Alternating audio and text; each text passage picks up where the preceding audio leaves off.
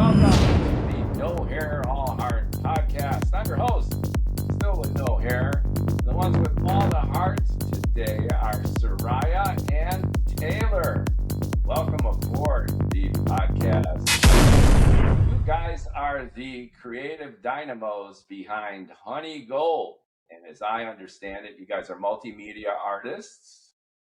And you've got a lot going on under the hood in addition to events that are coming up in Louisiana, in California. Can you give our listeners and viewers a little preview of the goodies that you have in the works and what you got going on in terms of your creativity and your multimedia approach? Absolutely. So first thing coming up is next Thursday, June 25th, here at Baton Rouge's historic Old State Capitol.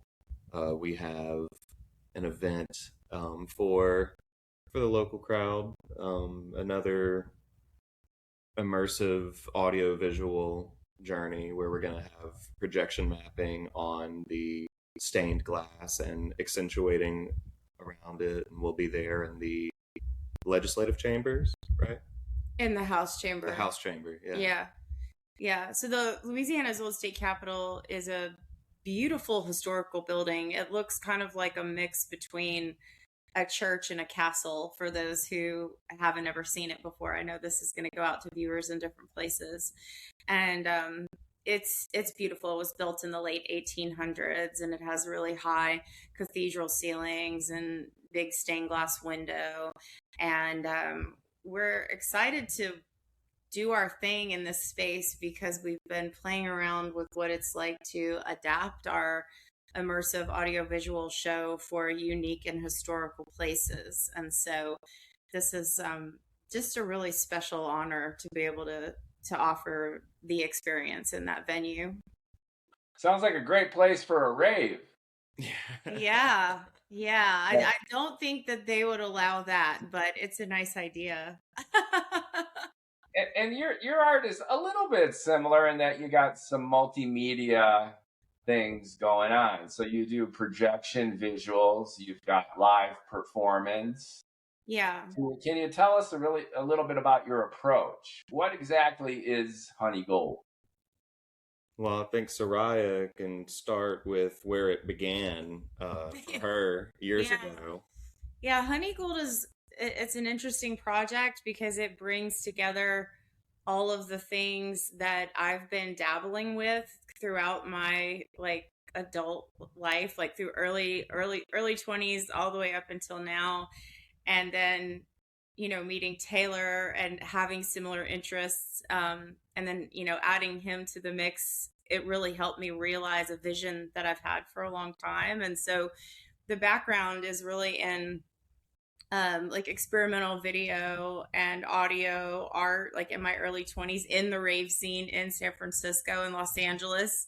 You got really into the new budding immersive audiovisual and laptop music and video scene.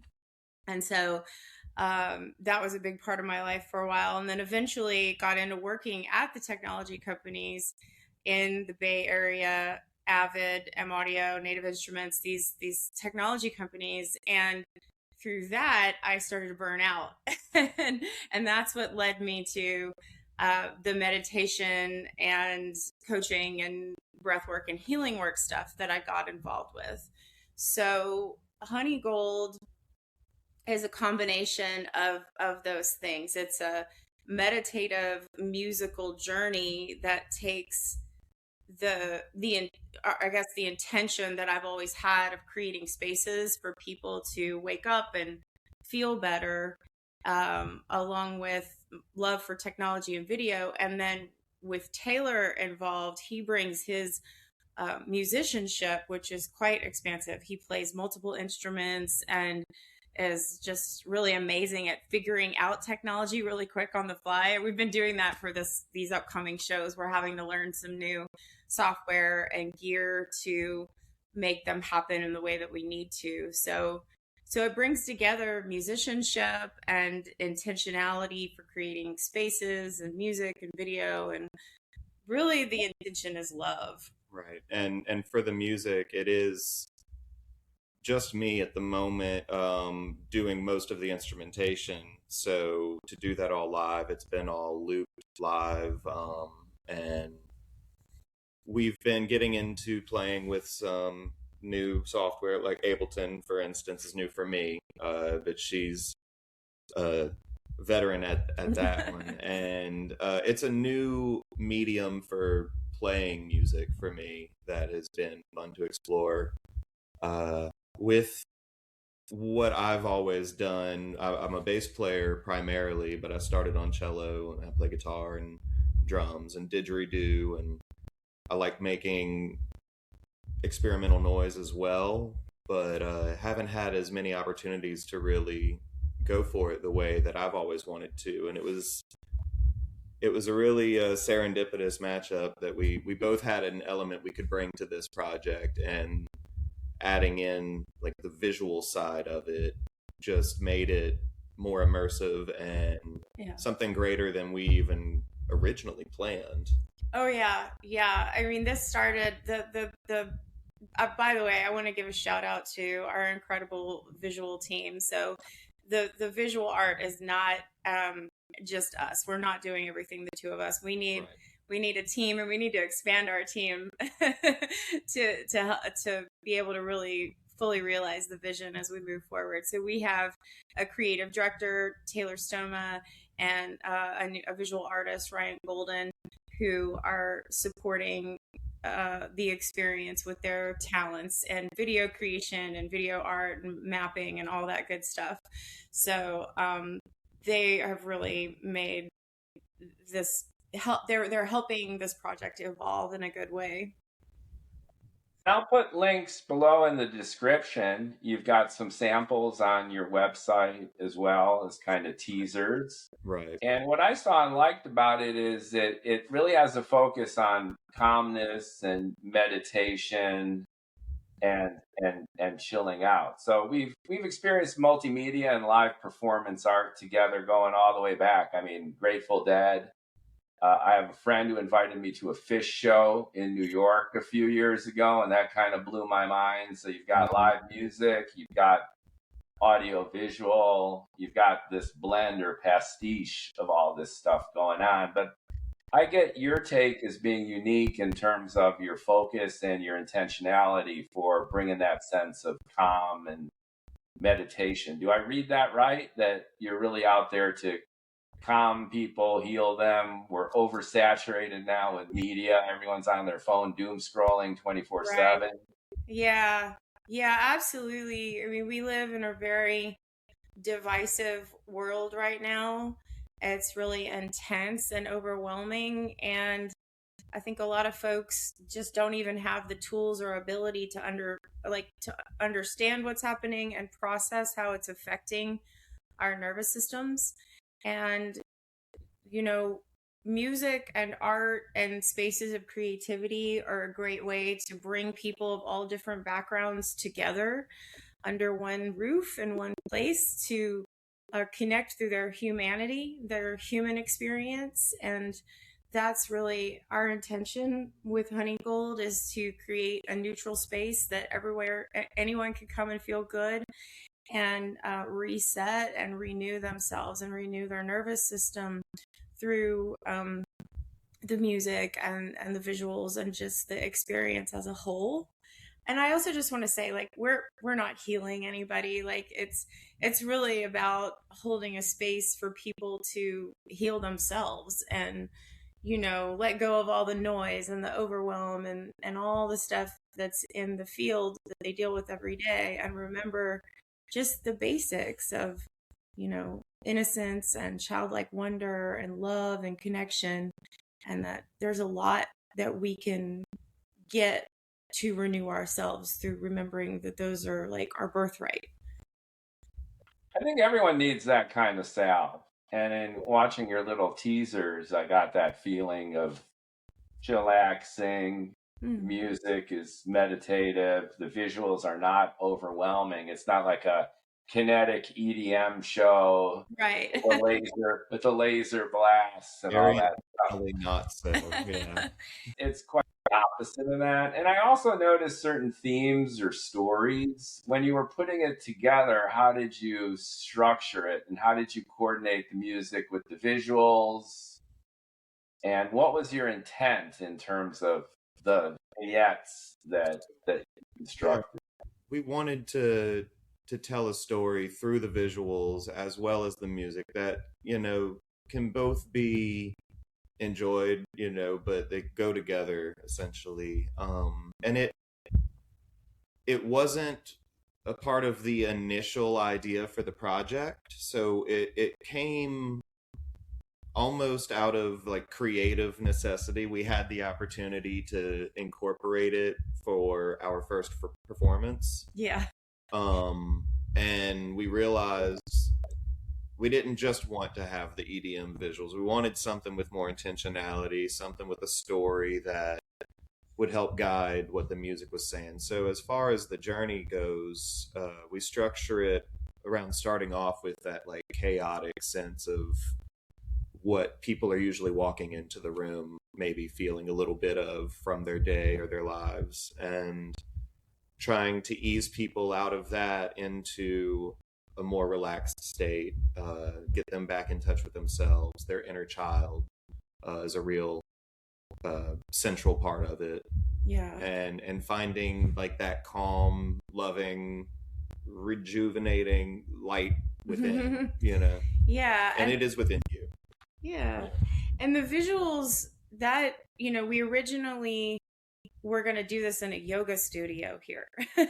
And then that organization presented us to the local arts council, and they have a black box theater. And suddenly it became a way bigger of a deal than us just in a yoga studio singing some songs.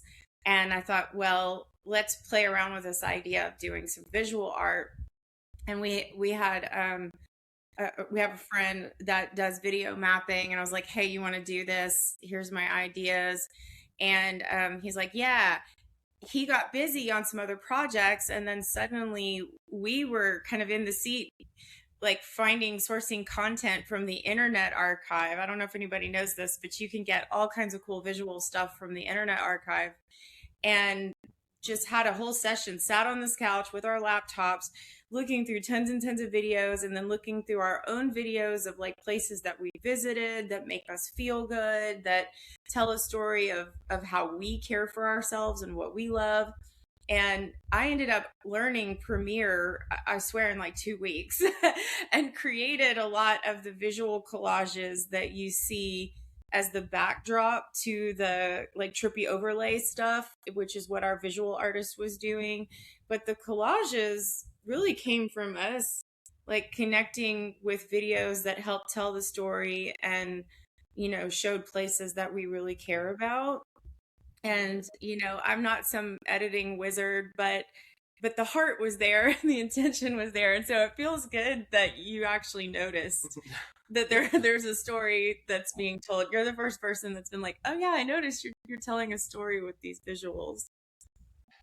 I think the subtlety is good and smooth. You don't want a 2x4 between the eyes, with a point of view or some ideology. It's more like taking people on a journey, right? And it's got a trance-like atmosphere to it. Yeah. So it brings the brain waves down. It draws focus, and it is chillaxing. And it sounds like that's really your intent to do that. Right. And it's intended to be that way for anybody, like those who might not be seeking this type of stuff out, from the get-go. There's people far more into the meditative,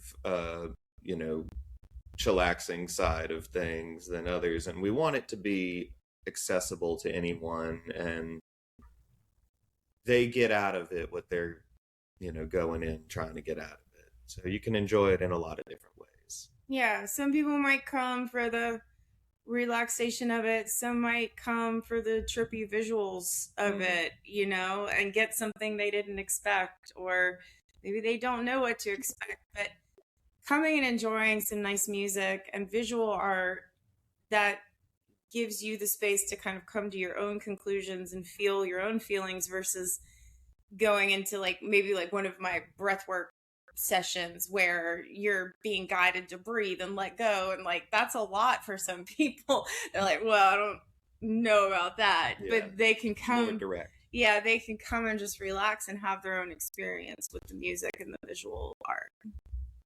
Tell us a little bit about your first trial. You mentioned kind of like a beta launch of this. You guys did one already.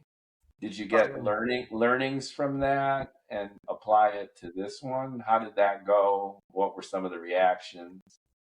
Oh yeah.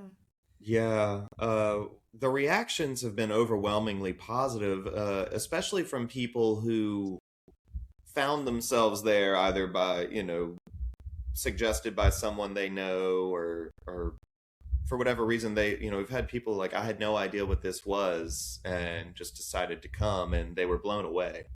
And that's always really nice, because the people that go there to get the experience that is like kind of intended, I love that they have a good time too.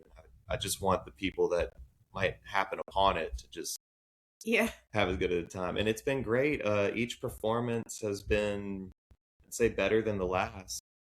Like you asked about like the lessons learned, and one thing that I can share that's like a little vulnerable maybe from our side of things is that going through the process of creating Honey Gold, an experience for people to heal and relax and and feel better, we get put through our own experience of healing every time.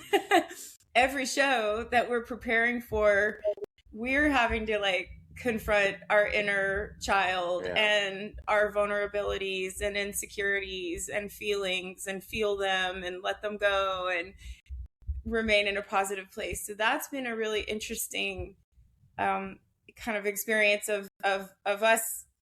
I don't know, it's like what do they call it, a fractal. It's like the experience is kind of folding in on itself and regenerating, and we're a part of that, and we're going through the journey as well. So that's been wonderful and challenging, and like all the things that something like that might be. Hey, beat me to the punch. I was going to ask you how all this makes you feel, being the performance artist, putting it together and then sharing it.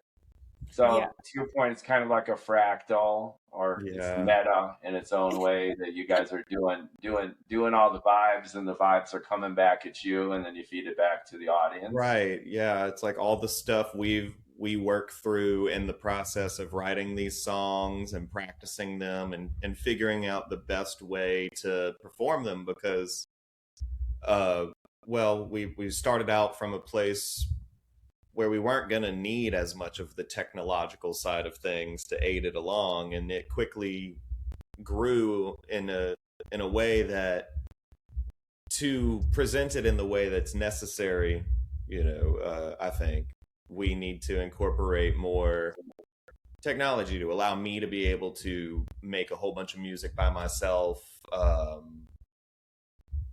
at the moment, without the aid of a whole symphony, which is kind of what we're trying to do, basically. And it's been a learning experience in that way a lot. It's a lot of frustrations just trying to do this right. Yeah. And then there's relationships. We're in a romantic relationship, but now we have this creative partnership that's kind of like having a business together, which requires extra thoughtfulness and attention to the way that we communicate with each other, and compartmentalizing time for like music and work, and then relationship time has been a big growth edge for us.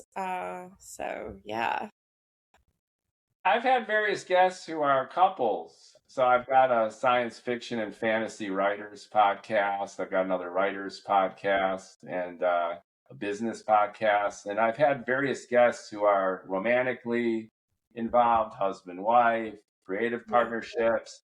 I've spoken with identical twins who are co-writers. Oh, wow. And there's a cool dynamic. I'm an only child, so I'm always drawn to people who have tight partnerships in whatever format. And I can really appreciate that. I can appreciate both the opportunities that come out creatively where you complement each other and your skill sets. And Yeah.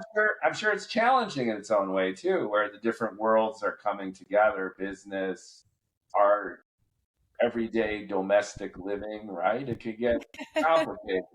It can, and it's all a learning experience, and we, like I said, we have to go through it before we can even like present that opportunity for other people to kind of go through it on their own if they wish, in a much different way. I mean, Yeah, it's coming from lived experience. I can right, say that. right. We didn't go to some sound healing class and take a course and decide that we were going to do sound baths. I mean, really, the music is it comes from lived experience. It comes from years of that self-healing, helping other people feel better and heal themselves, and then coming together and writing music together that is a part of our self evolution and healing as a couple and as a creative partnership. That's all that is in the show. So you know so far it's been received really well and people can feel it, and that feels good.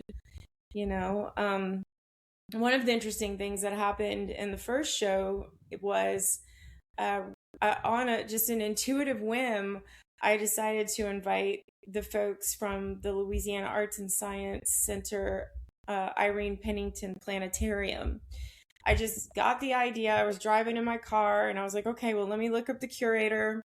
And I invited her, and she couldn't make it. And she sent one of her, uh, a lady that was on her team. And during the first show, there was this woman in the back just having a really positive, like she was just having a really beautiful experience. I could tell because most people were laying down and she didn't get there in time to get a lay down spot. She was in a seat. And I remember thinking, like, wow, like she's just having such a wonderful time. And it turns out that she was there from the Irene Pennington Planetarium, and they invited us to adapt the show for their dome. And so we're like, whoa, like we don't know how to do that, but yeah, yes, okay, like, and so the other thing that we're doing is that's evolved, right? So we are in the process of raising money for the creation of a full dome immersive experience, and we've been lucky enough to be sponsored by the local Arts Council of Greater Baton Rouge. They're our fiscal sponsor, so we can take tax deductible donations to create that film. And so we have these new challenges ahead of us where we're taking our live show and we're going to adapt it for the dome, and we're offering that in October 3rd, and then simultaneously creating like a proprietary dome film that can be shown in dome theaters all over the United States, hopefully, and beyond. Very cool. It's got this bespoke, improvisational, very peer-to-peer quality, right? Like on the one hand, you've got a vision, Yeah. but on the other, you're just kind of winging it. Yeah, And a lot of it, totally. a lot of it's based on just relationships and kind of building it as you fly it, right? That's I a like really that. good way to put I it. like that hashtag DIY kind of feeling to it. It's absolutely Yeah. that. Yeah. Hashtag DIY is definitely that. That's great because it comes out like you were saying. If you've got exuberance and creativity and you're kind of winging it, then the audience receives that spontaneity. And when Yeah, you are I mean, talking about, go ahead. yeah, giving other people permission to wing it, is important. Like, people think they need to be perfect or do things perfectly or have it be some kind of way, and sometimes we just have to wing it. That fits your theme, Yeah. which is the chillaxing. We live our lives with all these demands, like family and friends and jobs. The world's going ape shit, and Yeah. it's stressful. Yeah. And if you let it go, then you embrace a little bit of chaos and a little bit of improvisational uncertainty.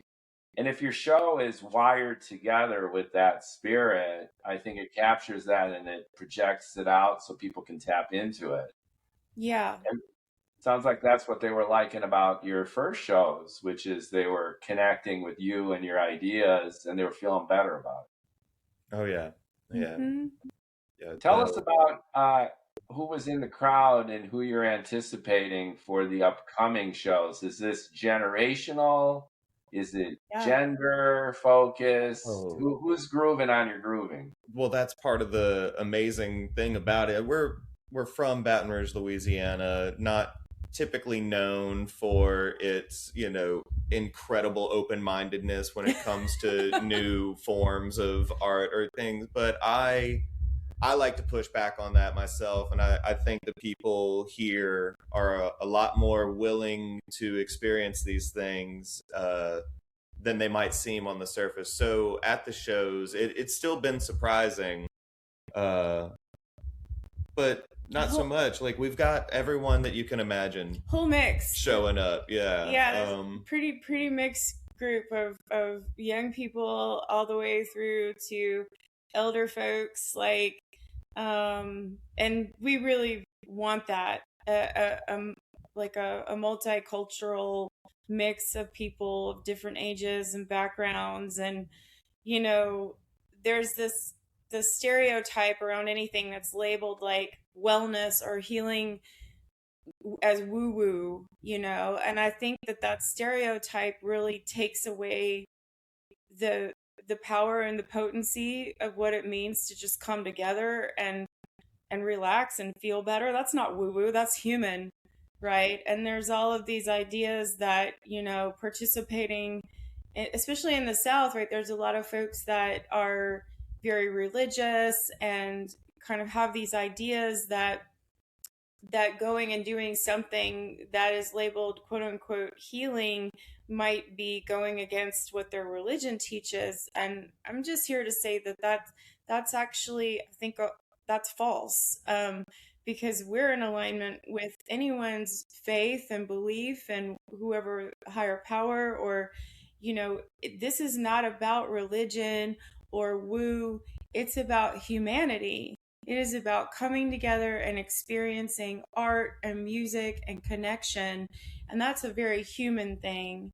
And I just think that it's important to talk about that, because that's too woo-woo. It's actually, no, it's human. Like, come hang out, back in touch with your humanity, and, feel better. And that's, like, if we distill it down all the way down to like its basic common denominator, that's what it's about.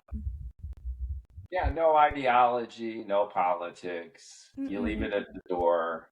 Yeah. Right. And it sounds like it's great for men, women, young and old. Absolutely. Anyone and everybody to just tap into that free-flowing spirit, creativity, and absolutely. Yeah. And we've had some folks, I think in general, everyone knows that, commonly women tend to be more attracted to, or maybe people, not just women, but people who don't fall into the category of traditional male gender role. And, especially in the South, men are taught, suck it up, don't be vulnerable, be a man, don't have. Go to NASCAR. You don't want to go to Honey Gold. And it's unfortunate because I think a lot of men, but everybody, are struggling around having a place to express and feel and let some of this stuff go. And I've noticed that there's been some guys that have come to the shows that would never go to, maybe even never even go to therapy or anything like that, and have told me after the fact, like, I had no idea what I was in for, but that was amazing. I feel so much better. This one guy went on a whole journey. He was able to connect with his grandmother and forgive his mom. And this is a 30-year-old guy from Baton Rouge that doesn't know anything about alternative healing work. And he just came and had his own experience and loved it. And that's what it's all about. We're not telling anyone how to be or we're just creating a place for them to reconnect with themselves. That's the heart of art in ways, which Right. is it Yeah. circumvents the everyday and it taps into people's heart and soul in a way that's direct, eliminate prejudice and bias, preconceived notions, and ideally get the brain to shut down a little bit. Like, shut Right. up already and just tap into what you feel. Yeah. That's the idea. I mean, at its core, what we're doing is as old as humanity itself. Just gathering, around some songs and relaxing, releasing a little bit. You guys have just updated from the fire pit in the cave in France to we're just working our way back to that. Yeah. That's an even better way of looking at it. It's like we've had like 60,000 years of history, and now we just need to get back to basics. So you guys are helping us along. How did you guys spread the word about your original shows? So it's really busy out there. Everyone's really busy. That's part of the problem. Just getting attention, marketing. How did you guys promote your first shows? How are you promoting the upcoming ones? And how do you integrate that into your lives as artists? Because half of it is doing it and creating the content and the experience. And as a writer and a podcaster, I know too that just getting noticed in this crazy world is so hard to do. And it's often antithetical to the content itself, right? So you guys are doing this spontaneous, feel-good show, and then at the same time, you have to be like the road runner with the sign, meet me, right? Come see us, right? How do you balance those two? Well, let's see, delegating tasks, like where I'm not suited to the content creator, self-promotion, come watch me play type. I'll play anything, I'll go anywhere and do it, but it's hard for me to ask people to come see it. And so she's really great at getting the word out and getting in touch with the right people, and we are sponsored physically by the Arts Council of Greater Baton Rouge, so that helps us here. They help us with marketing a lot. Yeah. But you guys created that relationship. It didn't just fall out of the sky. Right. Yes. Right. Yeah. Right. Yeah, it's funny you asked that question because we were just talking about how we're really looking forward to having the resources to hire a team to be able to help us with that stuff. It can be a lot to be the artist and the web designer and the flyer maker and the marketing and support person, and that's kind of a role. It's a role that I'm really comfortable in, that I have a lot of experience in, that I can do well-ish, but it takes away from my focus of practicing my vocals and being in the studio with Taylor. And but I'm happy to do it. And we split up. Taylor's learning Ableton Live. He's learning how to do things in that software that I don't know how to do, that I don't have the time to learn. So I go do the newsletters. He learns the software. We come back together. We get in the studio and we work it out. But if anybody wants to find us on social media or on the web, you can go to honeygoldexperience.com. Yeah, and look in the description below. I'll put in all your links and stuff. So Honey Gold Experience on Instagram, and we'd love if anyone could follow us. And we're building our Instagram right now. It's brand new. This is a brand new project, so we're just getting our legs and starting to get some momentum going in the virtual content world. Right. Yeah. So. But yeah, it's fun to feature you guys. I've had all sorts of people on the podcast. I had probably the most famous one is Lawrence Juber, who was Paul McCartney's guitar player. I had him on last month. And he's like, I'm like, ooh. I'm like 1 degree of separation from Ringo and John and Paul and everybody. And that was a great experience. But Yeah. I'm having a great time helping to promote you guys because I Thank think you.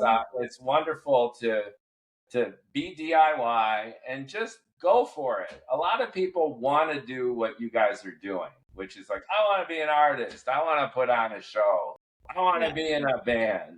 And it's Yeah. easy to get distracted and to make excuses and whatever.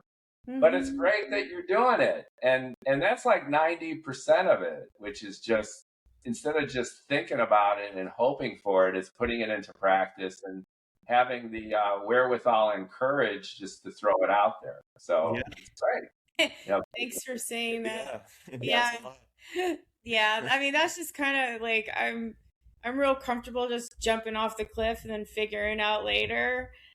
Taylor's been a good sport of like kind of me dragging him off the cliff sometimes, and he's like, I don't know, and I'm like, well, we're doing it, and then he steps up and we do it, and it's wonderful, and it's just a reminder that taking creative risks can be really good Yeah, for lots of it's a reasons. field of dreams sort of scenario. If you build it, like they will come. Like if you put the show on, it's a risk to rent out a large venue and put all this work into something and maybe not sell all the tickets you want, or just break even. Mm-hmm.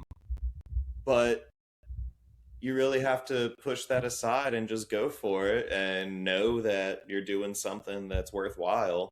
Yeah. And you have to convince people that it is, and you have to show up and do a good job. the first people you got to convince is yourselves. That's the hardest part. And Yeah. that's the hardest part. Well, everyone's got an imposter syndrome in one form or another because we all start like this big. we gotta start somewhere and go forward. But it's just believing in yourself and thinking that your stuff is good and that you're out there contributing. And then the rest is just go code. And then you guys have a nice relationship as a couple. As you're mentioning, you complement each other's skill sets. Mm-hmm. So there are a lot of artists like you, Taylor, where I could jam all day long on multiple instruments and with different groups of people, and it's just coming out nonstop. But ask me to like put a sign up or tell people to come see me. I mean, that's like a different part of the brain. That's a different skill set. And then, Sariah might be like, hey, try this, do that. And then two of you together are almost greater than the sum of their parts in terms of blending and adding to each other's natural abilities. And that's cool to see. Thanks. Tell us a little bit about your backgrounds, because it doesn't seem like, Taylor, you woke up yesterday and you started playing a bunch of instruments, and Sariah, it doesn't sound like you woke up on Tuesday morning and decided you wanted to be an artist. So can you give our viewers and listeners a little bit of background, what was going on pre Honey Gold, and don't forget to tell us about the cool mural behind you too. Oh, okay.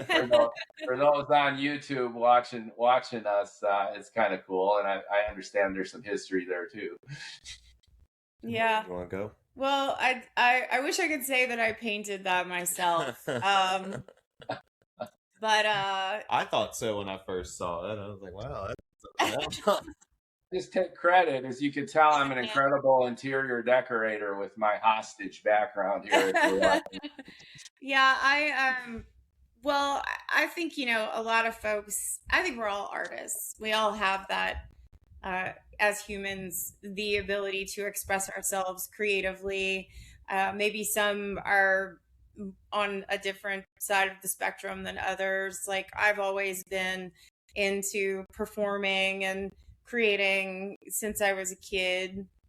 And my mom, I was born and raised in Baton Rouge. My mom was an artist. She was a local blues singer, and she was like a bright, wild light, burned out a little bit too early through some bad choices. And good for her. That's the artist at heart, right? Don't go halfway. Yeah. So she was a big deal around town in the 80s and 90s. And, I moved to California when I was 21, spent most of my adult life in California. And then when she passed away in 2022, I unexpectedly bought this house in Baton Rouge.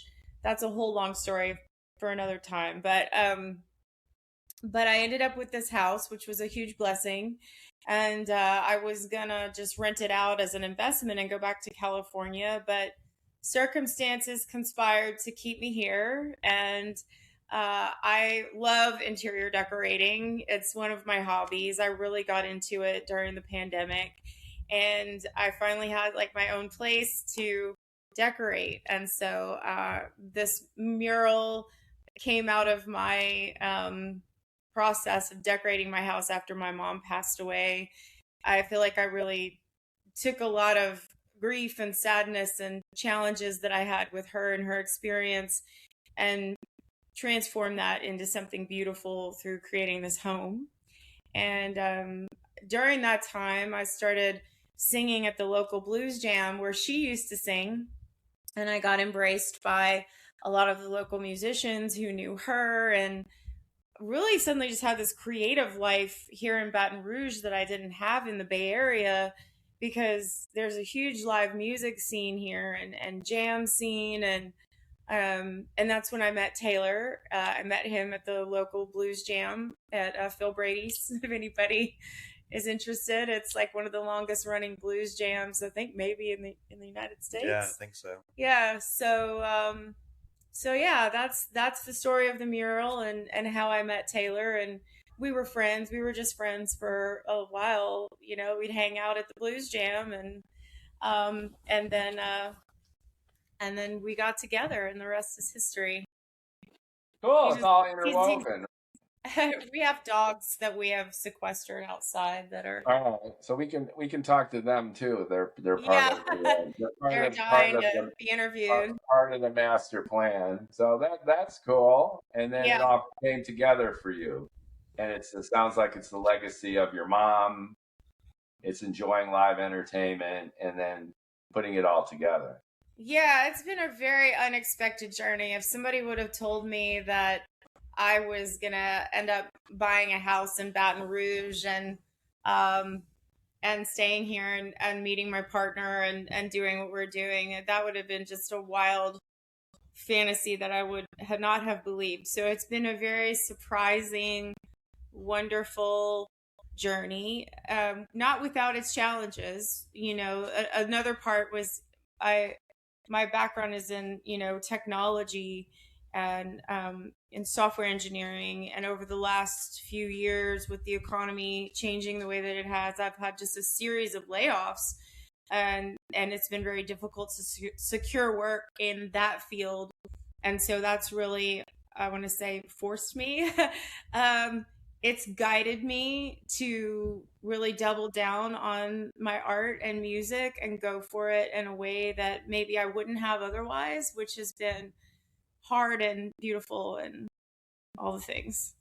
Sounds like AI revenge too. So when I saw your clip too, I was like, wow, this is refreshing because it looks like people actually put this together. Oh yeah, we have a pretty strict policy of no AI art in our visual presentation. I mean, I guess a lot of software has artificial intelligence in it, but I'm specifically talking about like just full, that Dolly, AI generated art, which can be. Yeah, and it's everywhere. It's in music, it's in songwriting, it's in video. And yeah, it's like everything. You guys are refreshing. I'm not a Luddite, and I've got a bunch of shows where I talk to AI technologists on both sides of this and artists. Yeah. I had the illustrator of Aquaman on. Okay. He's a DC guy, super cool. Don Aguilio. He hates it. You can imagine, like it's knocking on his office door, and he's personally threatened by it. So I've had all points of view, and AI is something we all need to live with and adapt to, and it's got some useful tools. But just vis-a-vis your work, it's refreshing because it's super duper human. You got a bunch of real people in a real event. You got real people creating real content, and you got real engagement between real people and the screens are up there projecting your stuff, but it's not your usual digital insanity. Right. And that's a good antidote to the times right now too, because the last thing you want to do is set everything up and have everybody, doing selfies and doom scrolling, right? It's about being in the moment. Right. Did you left the room when it was time to talk about your background? Well, it's 90 plus degrees, and the dogs were he outside. was suffering. I couldn't stand it. But yeah, so on that note, that's plenty of a good segue to say that I've been playing music for 25 years, and was a visual artist before that. When I was a kid, I wanted to be an illustrator actually and draw comics and cartoons and such. And I think saw the writing on the wall years ago when it came to illustration, like with Pixar and stuff, that like, okay, the digital stuff is really taking over, and it's much less of what I thought it would be, is physically like drawing and being a part of it. And so I got into playing music because that's just in the moment, real, like everything is happening right at that second, and you have to be fully present for it. So I started on cello in middle school, and played bass in high school and jazz band, and played in a bunch of original bands, and been in some cover bands and stuff. That's a really big scene here, is cover band music here. There's not as everywhere, I think. Yeah. And so that's what makes, that's what makes it possible to make a living here as a musician, because for the longest time it didn't seem like it was an option. There was so many other things you could do to actually make a decent living, and I was playing music on the side as a hobby, and it was plenty fulfilling.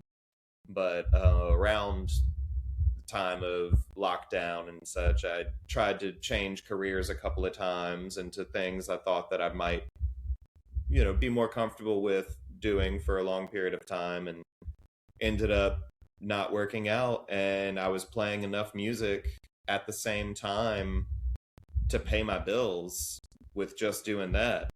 That's huge.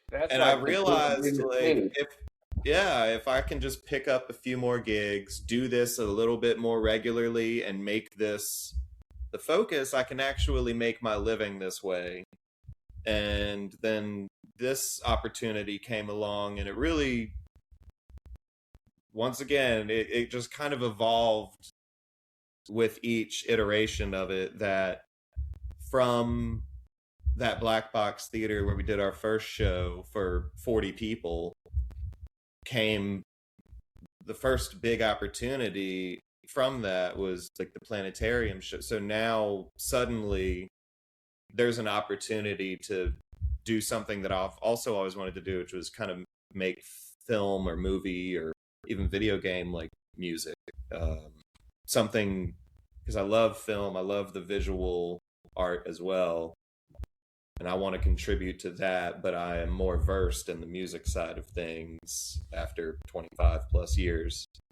So I get to perform almost a live score is kind of what it's doing right now, and it's really great. It seems like a natural evolution of what you've been doing. But again, kudos to both of you. And if you can make a living doing what you love, then the oldest cliche in the book is also the truest, that you never have to work another day in your life. So it sounds like you've been doing that and you're headed toward that. And there's a lot of stuff that you could add on and repurpose with what you got going on. So are you guys going to live stream anything? Are you going to record it, archive it? Do you have plans for expanding it? You've got the event coming up in Baton Rouge, then you've got the one in California. So I know you guys are just kind of winging it, but when you add multimedia and you've got this stuff going on, you're building a social media audience. Where do you see yourselves headed? Are you thinking that far, or you're just going show to show? What is there a grand vision to this? Well, I tend to be the one with the grand vision and ideas, and kind of Taylor it likes to focus on what's in the moment and helping execute the vision. And that's another way that we work really well together. Like sometimes I have to reel it in and he's like, hey, let's just focus on what's in front of us. So we kind of straddle those lines of vision into the nuts and bolts of what needs to get done. You guys are like Rush. I don't know if you Rick Beato on YouTube. Oh, yeah. He's awesome. He just interviewed Getty and Alex, and you guys are like Getty and Alex. Wow, that's a high compliment. Which one's Getty, man? That's a good comparison, right? Taylor's like Alex, where Alex has an attention span of about 20 seconds. Been compared to Getty Lee. That's an interesting interesting comparison. I like it. Yeah, well, at least in terms of the dynamic you just shared. Yeah, so, you know, it's like having a short attention span and being super creative, and then the other one holding it together and then being focused and then getting it done. Yeah. I really can go off on vision tangents. So I think the most exciting thing besides the planetarium film is simultaneously, so we're going to create, the idea is to create that in a game engine that makes all of the assets it can be repurposed for a VR experience. So offering this to folks that maybe are confined to their home, or it's just not as easy for them to get out to go to a theater to have this relaxing experience, that we can bring it to them and they can just lay back with their headset and they can receive the transmission of love and relaxation. And that is like really exciting. So I think if we can nail the planetarium film and the VR experience, which is very, very ambitious, it feels very ambitious right now, that we will have really accomplished something. And I'm just kind of constantly trying to bring my focus back to that, and really hone in and focus on the live shows and creating this film that can be distributed all over to lots of different people. Very cool. And it makes a lot of sense. And it's introduced the sky the limit kind of opportunities. Right. We're trying to make it so that although being a part of it and performing it live is one of the greatest aspects of it for us, we want it to be able to take place without us, for people to be able to listen to it, watch it, experience it, on their own time and their own comfortable setting. And then maybe eventually we can help other artists do what we're doing, which would be really fun to help people create their own dome show or something like that. Right. Because we care a lot about Honey Gold, the franchise, right? Yeah, we care a lot about empowering other artists to do their work and be successful and receive, resources and abundance from doing their work. And I think we're both really passionate about that. And, that's a very long-term goal. We need to get our stuff together and kind of get to a place where we could really empower other artists in that way, but it's definitely something that we think about and talk about sometimes. Very, very fun and very on point. Hollywood right now is being turned upside down by indie artists. It's like the two movies that are really popular now, Obsession and Back Rooms. Yeah, those are made by YouTubers. And talk about technology, one teenager on Blender just cooked up some first person rooms, eerie yellow rooms. Creepy pasta shit. And Hollywood is like, this is interesting, this has got a pulse, unlike Mandalorian, which is like an old tired franchise, and they kicked ass. And the reason they kicked ass is because it's a lot like what you guys are doing, which is young people with a fresh new vision, doing cool shit. And it's not like revolutionizing the technology. It's taking the basic tools that are already there, right, and building a following and just going for it. Right. So I think that that's really refreshing and it's exciting, and Thank you. we just need more of it. Go for it, shake it up, be disruptive, and have fun, and it's contagious. Because if you feel good about what you're doing, other people are going to feel good about what you're doing. Yeah, that's been the case so far, we've found. And yeah, and I just want to say too, like, it's not just us. We've had so much help getting this going from the strangest of sources, even just having a conversation with a local musician that doesn't even live here anymore. He was just visiting, helped us out figuring out, stuff last night, just because he knows how to do some of that and we didn't. And people that can do the visual things that we can't do, and the promotions we can't do, all of that. Like, we want the help, and we want to give people the opportunity to do what they do best on this, with the right intentions. And they say that when you're doing your purpose, like, things flow, and it's really been like that with this project. It's been charmed in that way, where we've just received so much support, and we get what we need when we need it, and we're just believing that that's going to continue to be the case, and doing our best to deliver on our promise of like a good show with a good experience for folks. Yeah, amen to all that. I'm a creative person too, so I do a bunch of writing, and I write scripts and books, and I do all that stuff. And I came to the realization that I want to connect with people, because writing is very solitary. I'm sitting there like, and I started all these podcasts wanting to help other people and connect with other people directly. Because we might have 1,000 friends on social media, but we don't really know anybody. And the only way to really connect with people is to talk to them.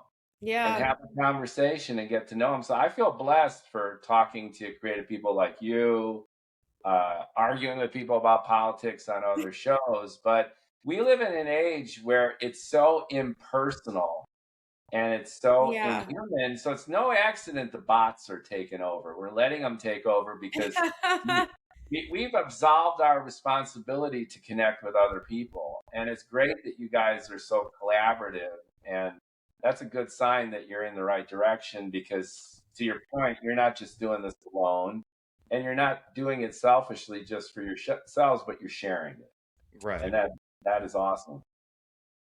So thanks so much for making time and telling us about your stuff. I'm going to have links below for people to connect to your shows. Thank you. I'm going to get this podcast out there in time for the shows coming up in late June, and then you're going to be in California. In San Francisco. So we have a show June 25th at Louisiana's old state capitol here in Baton Rouge, and then we have a show at Audium in San Francisco on June 28th, which is another nonprofit organization and a unique space. The space kind of looks like a spaceship from like the 1960s kind of sci-fi. It's got 127 speakers, surround sound room, and we're deconstructing the show for that. So we're going to have the visual aspect in the lobby so people can check out the visuals and the more sound designy stuff that we do as a part of the show, have some snacks and some drinks, and then make their way through a dark, they call it the labyrinth, and they come out into this really cool spaceship room is what I'm calling it. And we'll have some ambient lighting and some candlelight, and we're going to do our thing in there in San Francisco. So it'll be a very different experience. At the Audium. Yeah, at Audium. Sounds great. So congrats again on getting it going. Best of luck and best wishes to you. Thank you. And maybe 6 months, a year, we can check back in, see how things are going. And when you're at the what do they call it, at the Sphere? At the Sphere. Yes, you saw where I was going at, where you're at the Sphere in Vegas for Honey Gold. Then I'll be like, hey, I knew. That's their goal. I knew Sariah and Taylor. They were on my damn podcast. We're headed for the Sphere. That's right. So good luck to you. Like, comment, share, everybody. Thank And, you. Thank you so much. And go to the shows. Check them out. Yeah. Yeah, we'll And see if y'all. anyone would like to donate to help us create the full dome Honey Gold experience, there will also be a link on how to donate a tax deductible donation for our film. Cool. Congrats. And Thank keep you. it going. Keep it Thank coming. you so much. We will. Thank you so much. Hey.